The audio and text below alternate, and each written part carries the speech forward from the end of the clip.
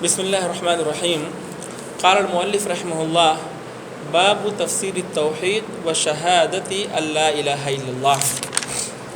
وقول الله تعالى: أولئك الذين يدعون يبتغون إلى ربهم الوسيلة أيهم أقرب ويرجون رحمته ويخافون عذابه إن عذاب ربك كان محذورا. وقول الله تعالى: وإذ قال إبراهيم لأبيه وقومه إنني براء مما تعبدون إلا الذي فطرني فإنه سيهدين وجعلها كلمة باقية في عقبه لعلهم يرجعون. بس پہلے اسی آیت کو دیکھتے ہیں. اولئک الذین یدعون یبتغون الی ربہم الوسیلہ، یہ آیت پہلے دیکھتے ہیں. سب سے پہلے باب کے بارے میں دیکھتے ہیں. مؤلف رحمہ اللہ نے کہا باب تفسیر التوحید و شہادت ان لا الہ الا اللہ. توحید کی تفسیر اور لا الہ الا اللہ کی گواہی کی تفسیر کا بیان ہے. اس میں یعنی توحید کی تفسیر اس باب کے اندر بیان کیا گیا ہے. توحید کی تفسیر بیان کی گئی ہے اور لا الہ الا اللہ کی گواہی کی تفسیر بیان کی گئی ہے. تفسیر مطلب جانتے ہیں وضاحت. اب جو ابواب ہم پیچھے پڑھے ہیں، پہلے جو ابواب ہم پڑھے ہیں وہ ابواب بھی اسی سے متعلق ہیں. ان ابواب میں بھی توحید کی تفسیر بیان کی گئی ہے. لا الہ الا اللہ کا مطلب، اس کے تقاضے اور لا الہ الا اللہ کی گواہی وغیرہ ساری چیزیں آ گئی ہیں تقریباً. تو پھر یہاں پہ یہ باب لانے کی ضرورت کیا ہے؟ مؤلف رحمہ اللہ نے اس باب کو یہاں کیوں ذکر کیا ہے؟ جی، اس باب کو کیوں ذکر کیا ہے؟ تو دیکھیے، اس باب کو مؤلف رحمہ اللہ نے ایسے ہی نہیں ذکر کیا ہے، بلکہ جو ہے توحید کی وضاحت وغیرہ، فضیلت اور ساری چیزیں بیان کرنے کے بعد، لا الہ الا اللہ وغیرہ کے بارے میں سب بتانے کے بعد پھر سے اس باب کو لائے ہیں. تو اس کا مقصد ہے وہ یہ ہے کہ اس باب میں جو آیات ذکر کی گئی ہیں، جو آیات اس باب کے اندر ذکر کی گئی ہیں، ان میں مزید وضاحت ہے. یعنی کلمہ اخلاص کے معنی کی مزید وضاحت ہے. کلمہ اخلاص کے لا الہ الا اللہ کے معنی کی اس میں مزید وضاحت ہے. خاص طور سے جیسے یعنی کلمہ توحید کس پر دلالت کرتا ہے؟ اللہ رب العالمین کی عبادت پر دلالت کرتا ہے. تو یعنی کلمہ توحید کے معنی کی خاص طور سے مزید اس باب کے اندر یا جو آیتیں بیان کی گئی ہیں ان آیات میں اس چیز کی مزید وضاحت ہے. اور اس میں یعنی ان آیات کے اندر یہ باتیں بھی ہیں کہ جو لوگ اللہ رب العالمین کو چھوڑ کر کے یعنی انبیاء سے، صالحین سے تعلق قائم کرتے ہیں، انبیاء سے، صالحین سے تعلق قائم کرتے ہیں، ان کو پکارتے ہیں، ان سے سوال کرتے ہیں، ان سے دعا کرتے ہیں، تو ایسے لوگوں پر رد ہے. ایسے لوگوں کا رد کیا گیا ہے جو ہے انبیاء، صالحین اور نیک لوگوں کی عبادت کرتے ہیں، ان سے مانگتے ہیں، ان سے سوال کرتے ہیں. ایسے لوگوں پر رد ہے ان آیات کو ذکر کرنے کے بعد. کیونکہ جو ہے یہ چیز بعد آیات کا سبب نزول بھی ہے. یہ چیز یعنی جو ہے ان آیات کے نزول کا سبب بھی ہے، ان آیات کے نزول کا سبب ہے. جیسے اس جو آیت پڑھی گئی اولئک الذین یدعون یبتغون الی ربہم الوسیلۃ ایہم اقرب ویرجون رحمتہ ویخافون عذابہ ان عذاب ربک کان محذورا. اس آیت سے پہلے سورہ بنی اسرائیل کے اندر اس آیت سے پہلے جو آیت ہے اس آیت میں کیا ہے؟ قل ادعوا الذین زعمتم من دونہ فلا یملکون کشف الضر عنکم ولا تحویلا. یعنی اے نبی آپ کہہ دیجئے کہ جن کو تم اللہ رب العالمین کے بارے میں، جن کو اللہ رب العالمین کے علاوہ جن کو تم جو ہے تم نے معبود بنا لیا ہے، جن کو تم نے معبود بنا لیا ہے اپنے گمان کے مطابق، اللہ رب العالمین کو چھوڑ کر کے جن کو تم نے معبود بنا لیا ہے، تم ان کو پکارو، ان کو پکار کر کے دیکھو. ادعو یعنی تم ان کو پکارو جو تمہارے گمان کے مطابق معبود ہے اللہ تعالیٰ کے علاوہ، ان کو تم پکارو. یہ لوگ جو ہے تم پکار کر کے دیکھو، یہ لوگ کسی نقصان کو ہٹا نہیں سکتے ہیں، ہٹانے کے مالک نہیں ہیں۔ فلا یملکون کشف الضر عنکم ولا تحویلا، یہ نہ تو کسی نقصان کو تم سے ہٹا سکتے ہیں، دور کر سکتے ہیں، اور نہ اس کو بدل سکتے ہیں، اور نہ اس نقصان کو بدل سکتے ہیں کہ اس نقصان کو یعنی عذاب کو اور عقاب کو نعمت میں بدل دیں، اور نہ اس کو ہٹا سکتے ہیں، دور کر سکتے ہیں۔ تو اکثر مفسرین کہتے ہیں، اس بات پر ہیں کہ یہ آیت قُلِ ادْعُوا الَّذِينَ زَعَمْتُم مِّن دُونِهِ فَلَا يَمْلِكُونَ كَشْفَ الضُّرِّ عَنكُمْ وَلَا تَحْوِيلًا۔ اکثر مفسرین کہتے ہیں کہ یہ آیت ان لوگوں کے بارے میں نازل ہوئی جو لوگ مسیح عیسیٰ علیہ السلام کی عبادت کرتے ہیں اور ان کی ماں کی عبادت کرتے ہیں، اور جو لوگ عزیر کی عبادت کرتے ہیں اور ملائکہ فرشتوں کی عبادت کرتے ہیں، ان لوگوں کے بارے میں نازل ہوئی ہے، ان لوگوں کے بارے میں نازل ہوئی ہے۔ اور اللہ رب العالمین نے سختی سے اس بات سے منع فرمایا ہے، سختی سے اس بات سے منع فرمایا ہے، یعنی ہر ایک کی عبادت سے اللہ رب العالمین نے منع فرمایا ہے۔ عیسیٰ علیہ السلام کا ذکر کیا، ان کی ماں کا ذکر کیا، عزیر اور ملائکہ وغیرہ کا اللہ رب العالمین نے ذکر کر کے سختی سے منع فرمایا۔ جیسا کہ جو ہے اس آیت کریمہ کے اندر تحدید ہے اور وعید بھی ہے۔ کیسے وعید ہے کہ ان عذاب ربک کان محذورا، ان عذاب ربک کان محذورا، کہ بے شک آپ کے رب کا عذاب ایسا ہے جس سے جو ہے ڈرا جائے، یعنی اللہ رب العالمین کا عذاب ڈرنے کی چیز ہی ہے، ڈرنے ہی کی چیز ہے اللہ رب العالمین۔ تو اس میں کیا ہے؟ وعید ہے کہ جو لوگ شرک کرتے ہیں، جو لوگ شرک کرتے ہیں اور اللہ رب العالمین کو چھوڑ کر کے انبیاء، اولیاء، صالحین وغیرہ کو پکارتے ہیں، ان سے دعا کرتے ہیں، تو ان لوگوں کے لیے دھمکی ہے یہ۔ تو یہ بھی یہ اس بات پر دلالت کرتی ہے یہ آیت کریمہ کہ، اور اس آیت جیسی دوسری آیتیں بھی، کہ جو ہے اللہ رب العالمین کے علاوہ جن کو بھی پکارا جاتا ہے، جن کو بھی وہ لوگ پکارتے ہیں یا کسی کو بھی پکارنا، یہ اللہ رب العالمین کے ساتھ شرک ہے، اور یہ توحید کے خلاف ہے، توحید کے خلاف ہے، اور یہ لا الہ الا اللہ کی گواہی کے خلاف ہے، لا الہ الا اللہ کی گواہی کے خلاف ہے۔ کیونکہ توحید کا مطلب یہ ہے کہ صرف اللہ رب العالمین کو پکارا جائے، صرف اللہ رب العالمین کی عبادت کی جائے، اور اللہ تعالیٰ کے سوا کسی کو نہ پکارا جائے اور کسی کی عبادت نہ کی جائے۔ کلمہ اخلاص شرک کی نفی کرتا ہے، اور کیونکہ بھائی غیر اللہ کو پکارنا دراصل غیر اللہ کو، اللہ کے علاوہ کو معبود بنانا ہے اور ان کی عبادت کرنا ہے۔ کیونکہ دعا عبادت ہے، وہ دعا مخ العبادہ، اللہ کے نبی صلی اللہ علیہ وسلم نے فرمایا کہ دعا عبادت کا مغز ہے، الدعاء ہی عبادہ، اور دعا ہی عبادت ہے۔ تو جو ہے دعا کیا ہے؟ اللہ رب العالمین نے قرآن مجید کے اندر بھی کہا ہے کہ جو ہے ان الذین یستکبرون عن عبادتی، جو لوگ اللہ رب العالمین کی عبادت سے تکبر کرتے ہیں۔ اس سے پہلے کے ٹکڑے میں اللہ رب العالمین نے جو ہے دعا کا ذکر کیا ہے، اور دعا کا ذکر کرنے کے بعد ان الذین یستکبرون عن عبادتی، وہاں دعا کے بعد اللہ تعالیٰ نے عبادت کا ذکر کیا۔ تو معلوم کیا ہوا کہ دعا عبادت ہے، اور اللہ کے نبی صلی اللہ علیہ وسلم کی حدیث سے بھی یہ بات ثابت ہوتی ہے۔ آپ نے فرمایا الدعاء مخ العبادہ۔ تو اس آیت کریمہ کے اندر یہ بات معلوم ہوئی کہ مدعو یعنی جن کو پکارا جاتا ہے، جن سے دعا کی جاتی ہے، جن سے سوال کیا جاتا ہے، جن سے کچھ مانگا جاتا ہے، وہ مانگنے والے کو کچھ بھی فائدہ نہیں پہنچا سکتے ہیں۔ وہ کسی مانگنے والے کے لیے کسی چیز کے مالک نہیں ہیں، نہ تو وہ ان کے کسی نقصان کو دفع کر سکتے ہیں، ہٹا سکتے ہیں، اور نہ ہی ان کے کسی نقصان کو ایک جگہ سے دوسری جگہ جو ہے منتقل کر سکتے ہیں، اور نہ ہی جو ہے کسی عذاب کو، ان کے کسی نقصان کو جو ہے نفع میں اس کو بدل سکتے ہیں، یعنی نہ تو اس کی صفت بدل سکتے ہیں۔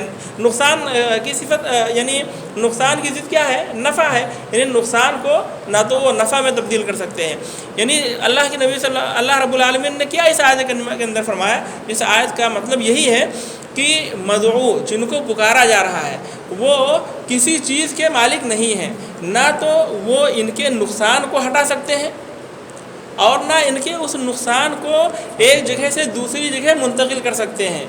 کہ یہاں یہ عذاب آنے والا ہے تو یہاں سے ہٹا کر کے دوسری جگہ اس کو بھیج دیں، اور نہ ہی اس عذاب کو نہ اس کی صفت تبدیل کر سکتے ہیں، یعنی نقصان کی صفت بھی تبدیل نہیں کر سکتے ہیں کہ نقصان کو نفع میں تبدیل کر دیں۔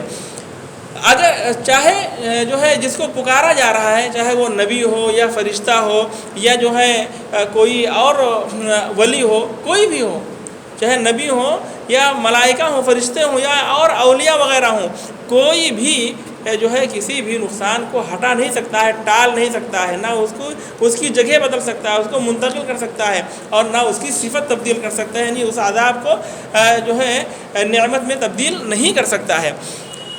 اور یعنی اس آیت کریمہ سے پورے طور سے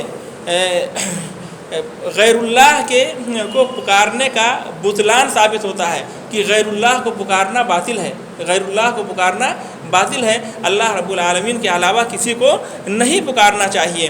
اور کیونکہ یہ اللہ رب العالمین کے ساتھ شرک ہے، اور غیر اللہ کسی نفع نقصان کے مالک نہیں ہے، اور جو ہے یہی لا الہ الا اللہ کا معنی ہے، کلمہ توحید کا اور لا الہ الا اللہ کا معنی یہی ہے۔ توحید سے یہی ثابت ہوتی، یہی بات ثابت ہوتی ہے، اور لا الہ الا اللہ کا معنی یہی ہے کہ اللہ رب العالمین کے علاوہ کسی کو بھی نفع نقصان کا مالک نہ سمجھا جائے، اور اللہ تعالیٰ ہی اللہ رب العالمین کے علاوہ کوئی جو ہے نہ تو کسی نقصان کو وہ ٹال سکتا ہے، اور نہ ہی اس کی جگہ تبدیل کر سکتا ہے، اور نہ اس کی کوئی صفت جو ہے بدل سکتا ہے۔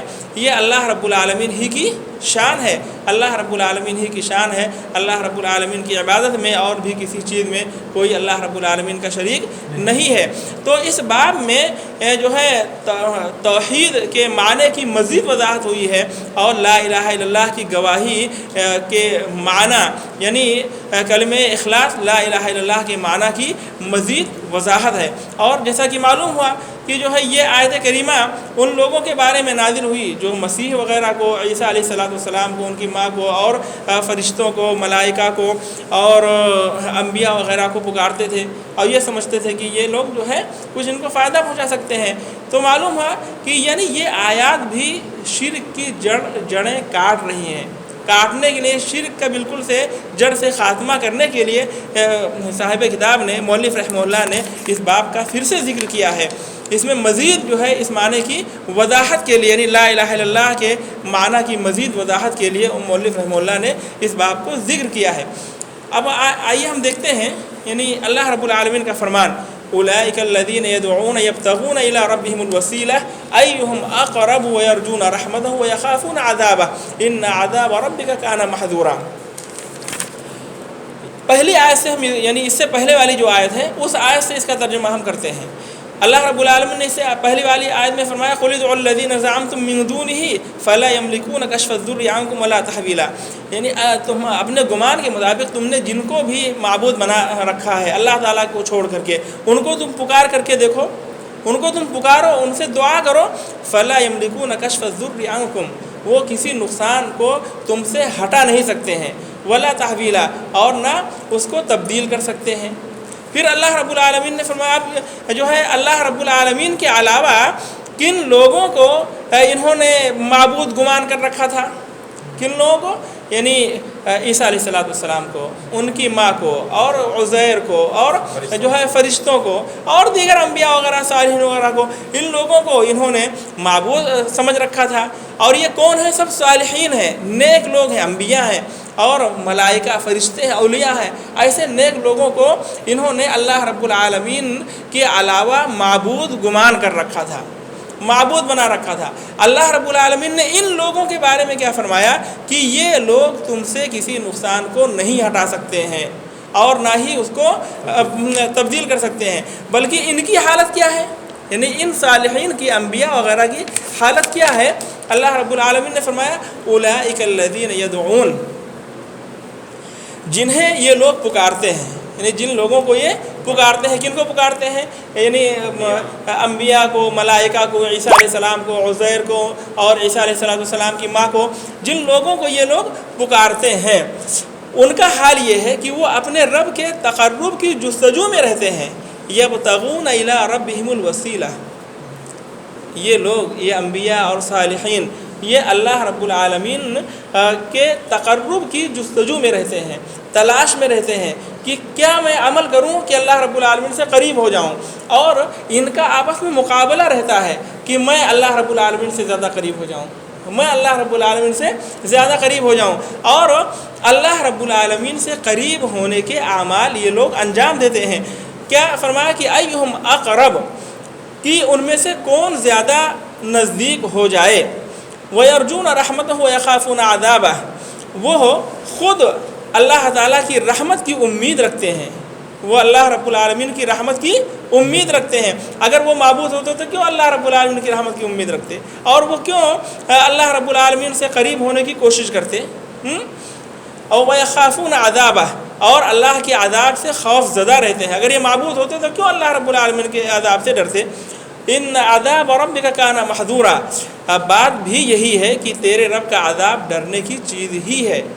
تو جن لوگوں کو یہ اللہ تعالیٰ کے ساتھ شریک کرتے ہیں، جن لوگوں کو یہ پکارتے ہیں، ان کا حال یہ ہے کہ وہ اللہ رب العالمین کے تقرب کی جستجو میں رہتے ہیں، اللہ رب العالمین کا وسیلہ ڈھونڈتے ہیں کہ کس طریقے سے ہم اللہ رب العالمین سے قریب ہو جائیں۔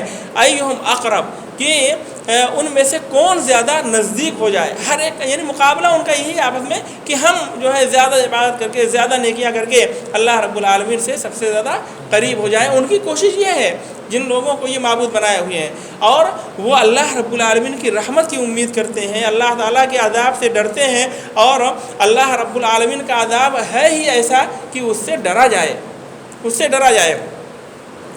تو اس میں کیا بتایا کہ دیکھیں آیت کے ترجمے سے ہی معنی بالکل واضح ہو گیا کہ جو ہے ان لوگوں کو جن کو اہل شرک یعنی مشرکین پکارتے ہیں، یہ ان لوگوں میں سے ہیں، یعنی یہ انبیاء صالحین وغیرہ ان لوگوں میں سے ہیں جو نہ تو نقصان کو ہٹانے کا اختیار رکھتے ہیں، اور نہ اس کی جگہ تبدیل کرنے کا اختیار رکھتے ہیں، اور نہ اس کی صفت تبدیل کرنے کا اختیار رکھتے ہیں، چاہے وہ فرشتے ہوں یا انبیاء ہوں، اور چاہے صالحین ہوں، جیسے حضرت عیسیٰ علیہ السلام ہیں اور ان کی اماں والدہ اور عزیر ہیں، یہ سب کچھ نہیں کر سکتے ہیں۔ یہ لوگ کیا ہے؟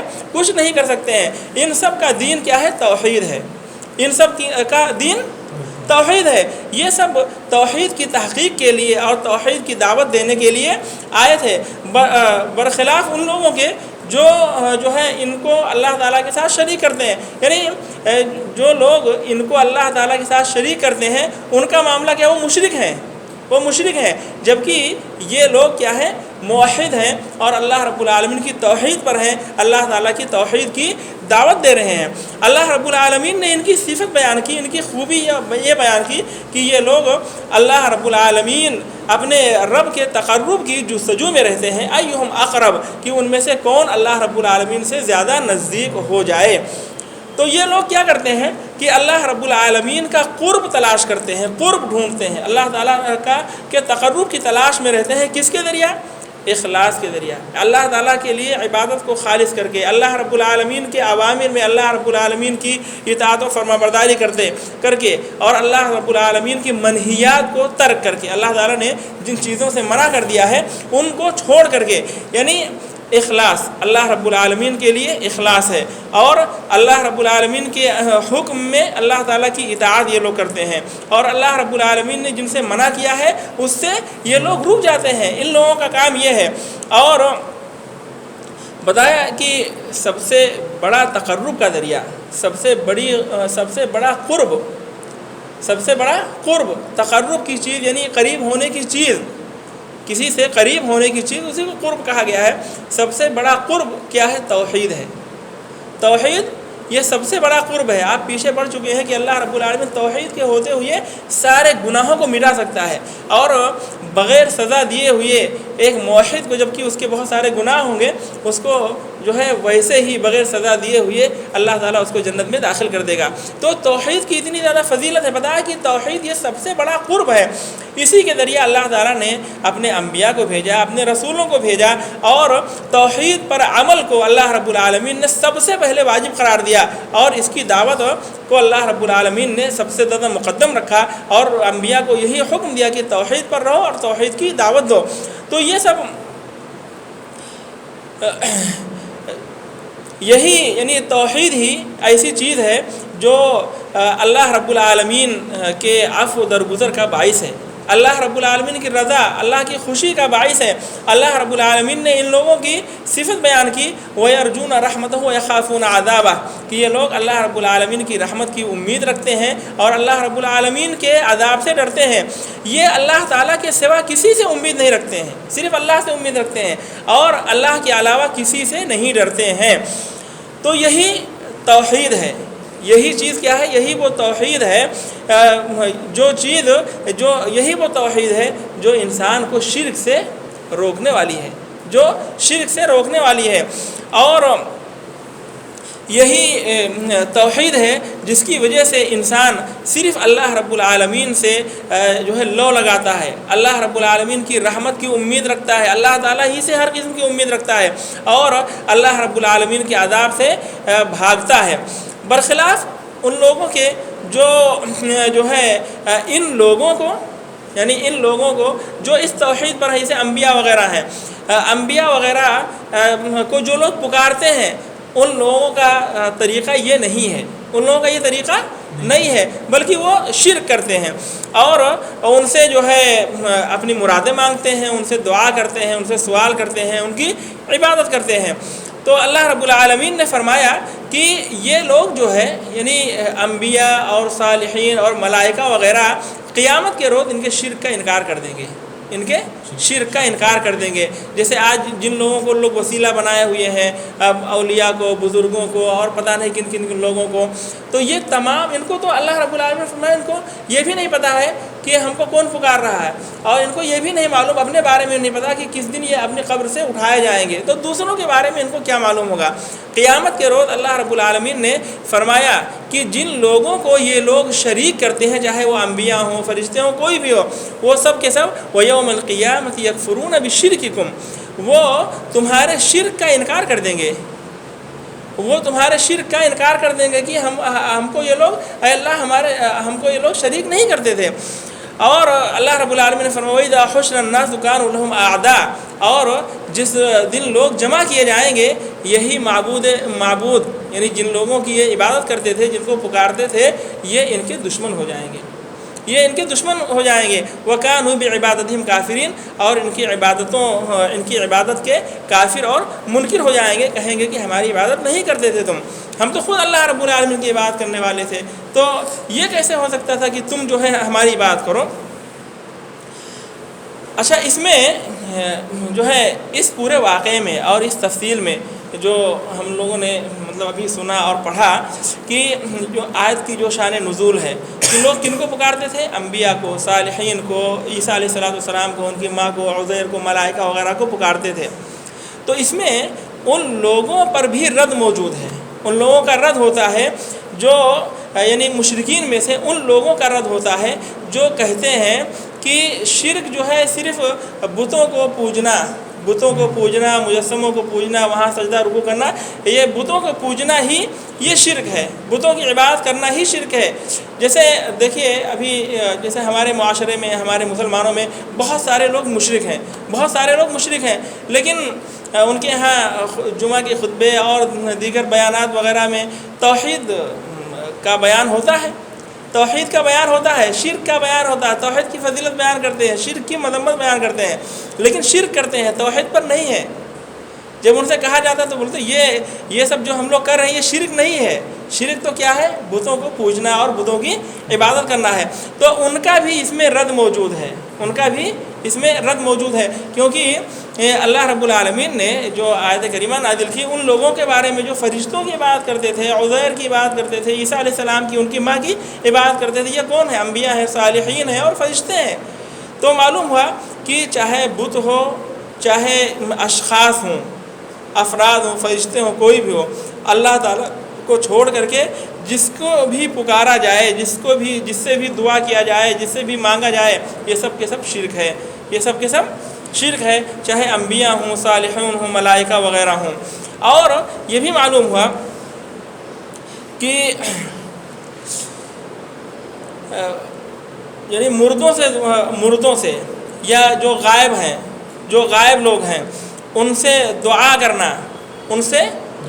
کرنا نفع حاصل کرنے کے لیے یا نقصان کو ہٹانے کے لیے، یہ شرک اکبر ہے۔ یہ کیا ہے؟ شرک اکبر ہے۔ یعنی کن کو؟ مردوں کو پکارنا یا غائب لوگوں کو پکارنا، کس لیے؟ یعنی نفع حاصل کرنے کے لیے یا نقصان کو دور کرنے کے لیے، یہ شرک اکبر ہے جس کو اللہ رب العالمین معاف نہیں کرے گا۔ اور کلمہ توحید جو ہے اس کے خلاف ہے، کلمہ توحید اس کے خلاف ہے۔ تو آپ یعنی اس عظیم آیت میں غور کیجئے کہ اللہ رب العالمین نے کیسے اس کے اندر توحید کو بالکل واضح کر دیا ہے۔ اس میں آپ کے سامنے توحید بالکل واضح ہو جائے گی اور شرک وہ بالکل جو ہے آپ کے سامنے واضح ہو جائے گا، اور یہ کہ یعنی توحید کے منافی کیا کیا چیزیں ہیں، یعنی جو شرک ہے وہ بھی بہت اچھے طریقے سے نازل ہو جائے گی، جو ہے واضح ہو جائے گی۔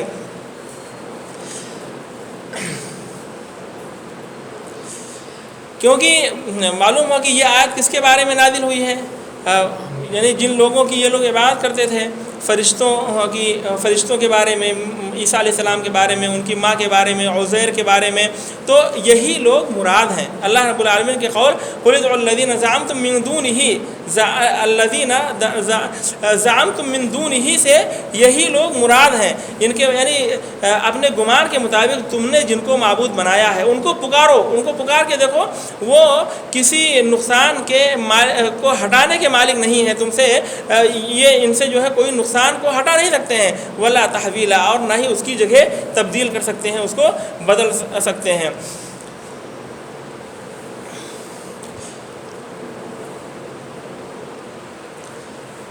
تو دیکھیے اس میں یعنی اس باب میں اس بات کی وضاحت ہو گئی۔ امام رحمہ اللہ نے جو ہے یہ باب قائم کر کے مزید کلمہ توحید کی وضاحت کی ہے، اور اس میں یہ بھی بتایا گیا، اللہ رب العالمین نے بتایا کہ ان مشرکین نے جو ہے ان لوگوں کے دین کی مخالفت کی ہے، جن کو یہ پکار رہے نا، ان کے دین کی مخالفت کی ہے، ان کو پکار کر کے۔ ان کا دین کیا تھا؟ اولئک الذین یدعون یبتغون الی ربہم الوسیلہ ایہم اقرب۔ وہ سب کے سب بہت موحد تھے، اللہ رب العالمین کی رضا اور اللہ تعالیٰ کی خوشنودی کی تلاش میں رہنے والے، اللہ رب العالمین کا قرب ڈھونڈنے والے، اور اس میں ان کا مقابلہ رہتا تھا۔ وہ ایسے لوگ تھے، تو ان کے اوپر بھی یہی لازم تھا کہ یہ بھی وہی کرتے، لیکن ان مشرکین نے انبیاء کو پکار کر کے، صالحین کو پکار کر کے انبیاء اور صالحین کے دین کی مخالفت کی ہے، کیونکہ ان کا طریقہ کیا تھا؟ وہ اللہ تعالیٰ کو پکارتے تھے، اللہ تعالیٰ سے مدد مانگتے تھے، اللہ تعالیٰ سے رحمت کی امید رکھتے تھے، اللہ کے عذاب سے ڈرتے تھے، سارا تعلق ان کا اللہ رب العالمین سے تھا۔ اور ان مشرکین کا جو ان کو پکارتے ہیں، ان کا پورا تعلق انبیاء صالحین وغیرہ سے ہے، تو یہ ان کے دین پر نہیں ہے۔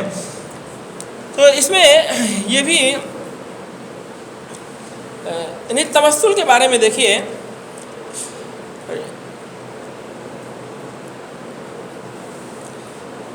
بتایا کہ یبتغون الی ربہم الوسیلہ، وہ لوگ اللہ رب العالمین کے اپنے رب کے قریب کے تقرب کی جستجو میں رہتے ہیں، ٹھیک ہے؟ تو یعنی وسیلہ ڈھونڈتے ہیں، کسی اور کے تقرب کی جستجو میں نہیں رہتے ہیں کہ کسی اور سے قریب ہو جائیں، کسی اور سے قریب ہونے کی کوشش نہیں کرتے ہیں، بس صرف اللہ رب العالمین کے قریب ہونے کی کوشش کرتے ہیں۔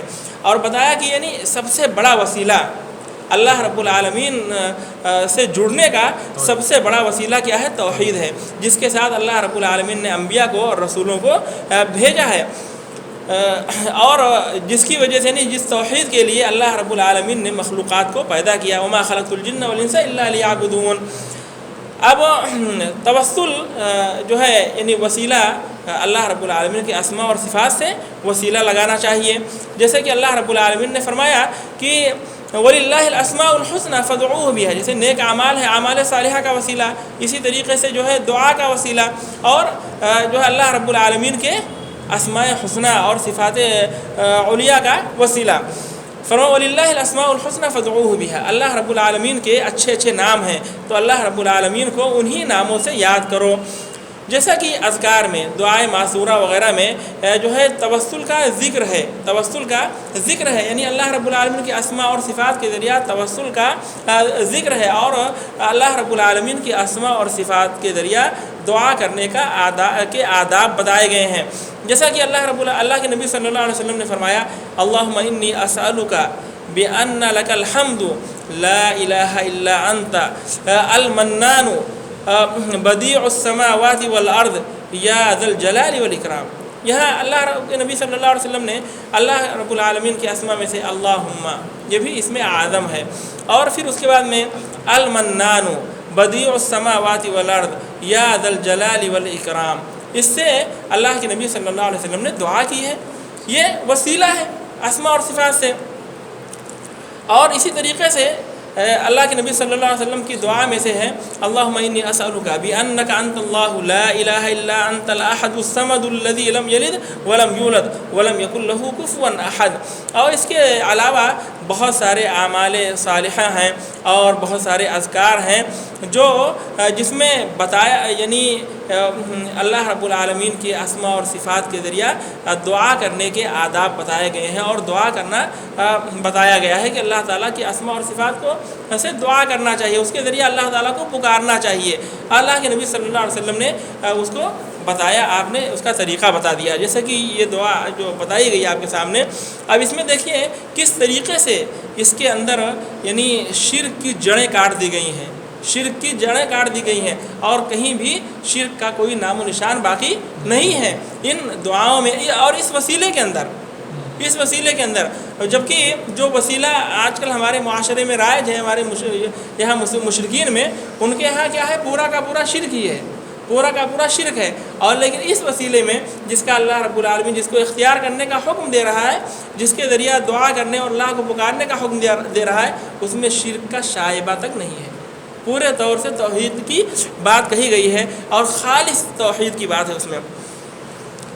تو یہی وہ وسیلہ ہے، یہی وہ توسل ہے جس کو اللہ رب العالمین پسند فرماتا ہے۔ ایسے ہی توسل کو اللہ تعالیٰ پسند فرماتا ہے، ایسے وسیلے کو اللہ تعالیٰ پسند فرماتا ہے اور خوش ہوتا ہے، جو ہے نہ کہ ویسے توسل کو جس کے اندر شرک ہو اور ایسی چیزیں ہوں جو اللہ رب العالمین کی ذات میں عیب پیدا کرنے والی ہوں، ان سب چیزوں کو اللہ رب العالمین پسند نہیں فرماتا ہے۔ اللہ تعالیٰ ایسے ہی توسل کو پسند فرماتا ہے۔ اللہ رب العالمین نے فرمایا سبحان اللہ عما یشرکون، اور فرمایا سبحان اللہ وما انا من المشرکین۔ اس میں سب میں جو ہے جو یعنی شفعاء بناتے ہیں، سفارشی بناتے ہیں اللہ رب العالمین کے علاوہ، ان سب کا رد ہے، ان سب کا رد ہے کہ اللہ رب العالمین کو ایسے سفارشیوں کی ضرورت نہیں ہے، اللہ تعالیٰ کو جو ہے کسی شریک کی اور پارٹنروں کی ضرورت نہیں ہے۔ اللہ رب العالمین نے قرآن مجید کے اندر فرمایا، یعنی یہ لوگ کیا کہتے ہیں کہ ہم ان کو وسیلہ بناتے ہیں تاکہ یہ لوگ اللہ تعالیٰ کے قریب کر دیں گے ہم کو، یا اللہ رب العالمین کے یہ جو ہے مقرب بندے ہیں اور ہمارا کام بنا دیں گے۔ اللہ رب العالمین نے ان کے بارے میں فرمایا قل اتنبئون، یعنی جو ان کی گڑھی ہوئی باتیں تھیں، بنائی ہوئی باتیں تھیں جو کہتے تھے، تو اللہ رب العالمین نے سب کا انکار فرمایا۔ اللہ تعالیٰ نے فرمایا کہ قل اتنبئون اللہ بما لا يعلم في السماوات والارض، یعنی کیا تم اللہ رب العالمین کو ایسی بات کی خبر دیتے ہو جسے وہ آسمان و زمین میں نہیں جانتا ہے؟ آسمان و زمین کی کون سی ایسی بات ہے جو اللہ رب العالمین کے علم میں نہیں ہے، جس کو اللہ تعالیٰ نہیں جانتے ہیں؟ جانتا ہے، ساری چیزیں اللہ رب العالمین کے علم میں ہیں۔ سبحانہ وتعالی عما یشرکون، اللہ رب العالمین پاک ہے اور بلند ہے ان تمام باتوں سے جن کو یہ لوگ اللہ تعالیٰ کے ساتھ شریک کر دیں، یعنی ان کے شرک سے اللہ رب العالمین پاک ہے اور بلند ہے۔ اس طرح کی آیات قرآن مجید کے اندر بے شمار ہیں، بہت زیادہ آیات ہیں جن میں اللہ رب العالمین نے خالص اپنی عبادت کی کا حکم دیا ہے اور دوسروں کی عبادت سے اللہ رب العالمین نے روکا ہے، اور اللہ رب العالمین نے جو لوگ اللہ کے یعنی حکم میں خلاف ورزی کرتے ہیں اللہ تعالیٰ کی اس حکم کی، یعنی اللہ تعالیٰ کی اخلاص کے ساتھ عبادت نہیں کرتے اور اللہ رب العالمین کی عبادت میں دوسروں کو شریک کرتے ہیں، تو اللہ رب العالمین نے ان کی عقوبت اور ان کی سزا بھی بڑی رکھی ہے۔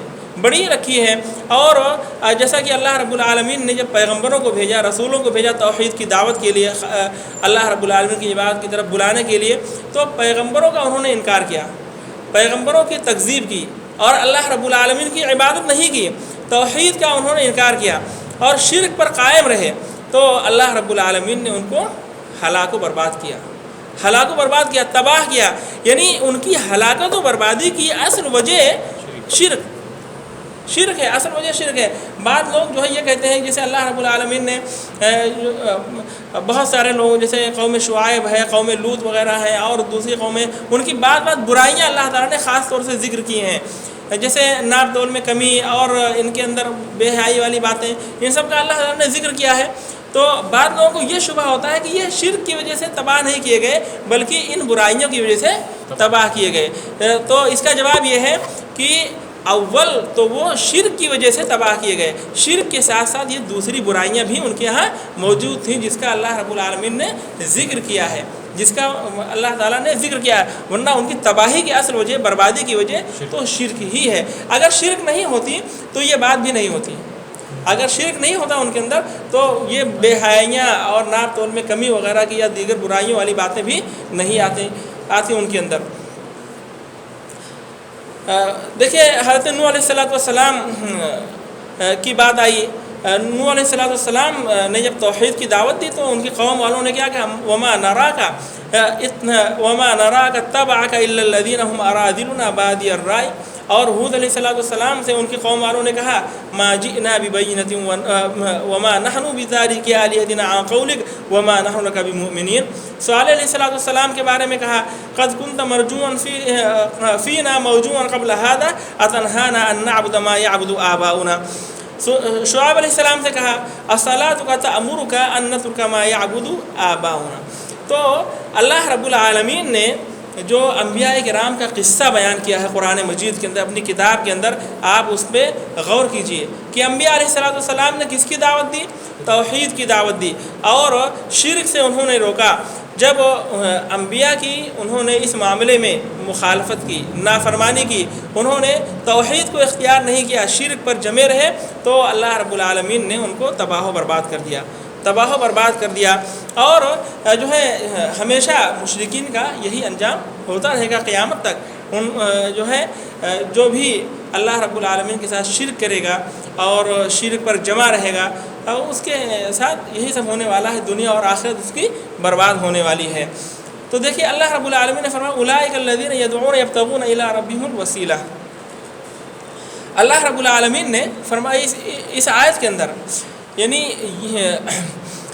اس بات کی وضاحت ہوتی ہے کہ یہ انبیاء اور مرسلین کا، پیغمبروں کا راستہ ہے یہ، اور ان کے مومنین میں سے ان کی اتباع کرنے والوں کا راستہ ہے، طریقہ ہے کہ وہ اللہ رب العالمین کے تقرب کی جستجو میں رہتے ہیں اور اللہ رب العالمین سے نزدیک ہونے کا ذریعہ اور وسیلہ تلاش کرتے ہیں۔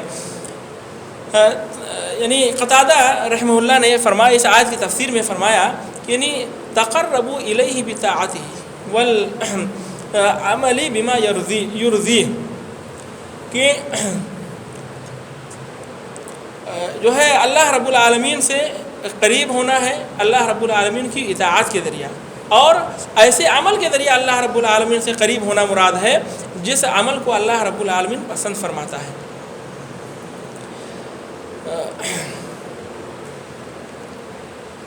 تو یعنی یہ باتیں جو بتائی گئیں، علامہ ابن کثیر رحمہ اللہ کہتے ہیں کہ ان باتوں کے درمیان، یہ جو باتیں ہیں مفسرین کے درمیان کوئی اختلاف نہیں ہے، تقریباً ملتی جلتی باتیں تمام مفسرین کی اسی سے ملتی جلتی باتیں ہیں۔ علامہ ابن قیم رحمہ اللہ نے فرمایا کہ جو ہے اس آیت کے اندر، یعنی اولئک الذین یدعون یبتغون الی ربہم الوسیلہ کے اندر جو ہے 3 مقامات کا ذکر ہے۔ ایک تو حب کا، محبت کا، اور دوسرا جو مقام ہے وہ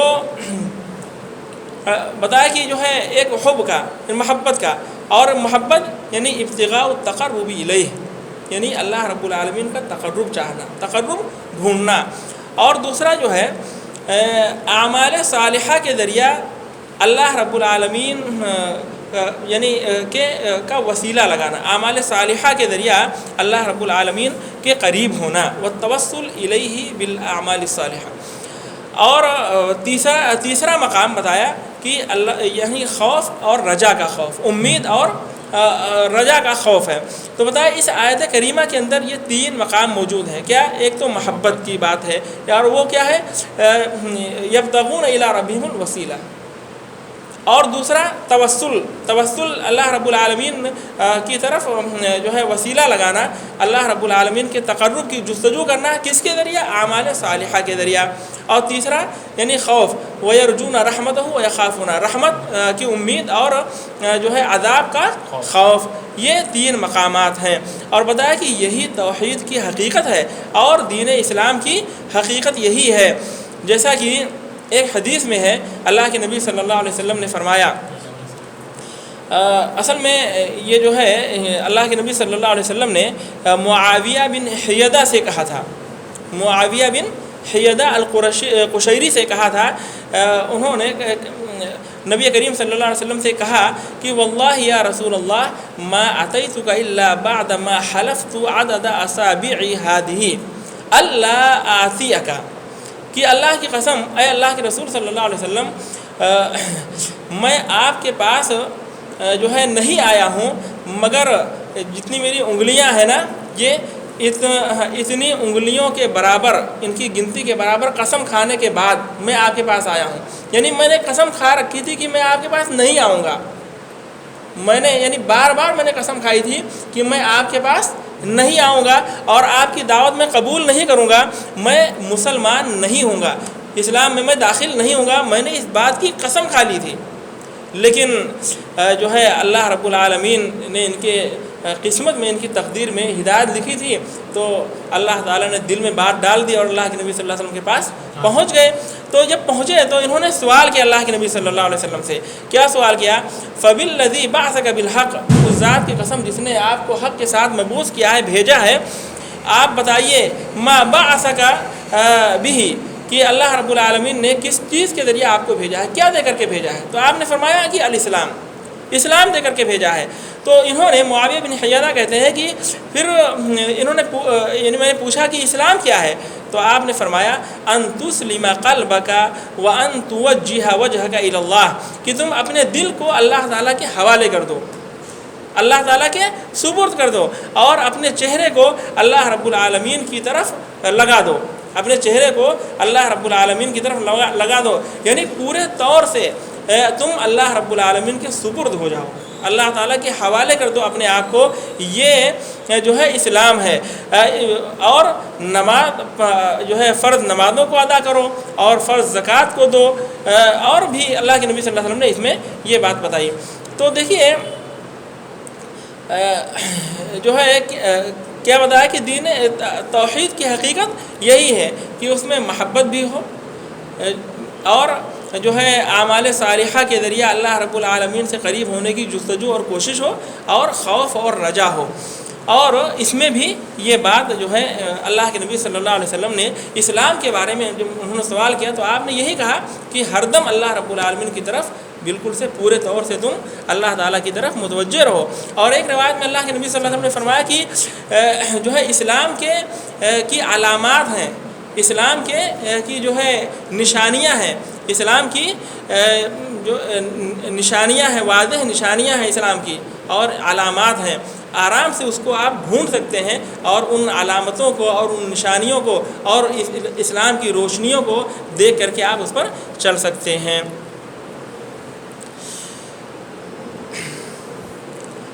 تو دیکھیے جو ہے اب اس آیت کے تعلق سے بات ہوگی انشاءاللہ تعالیٰ کل کے درس میں، اگلی آیت جو ہے اس پر گفتگو کریں گے، اس کے تعلق سے یہیں پہ درس ختم کرتے ہیں۔ سبحانک اللہم و بحمدک، اشہد ان لا الہ الا انت، استغفرک و اتوب الیک۔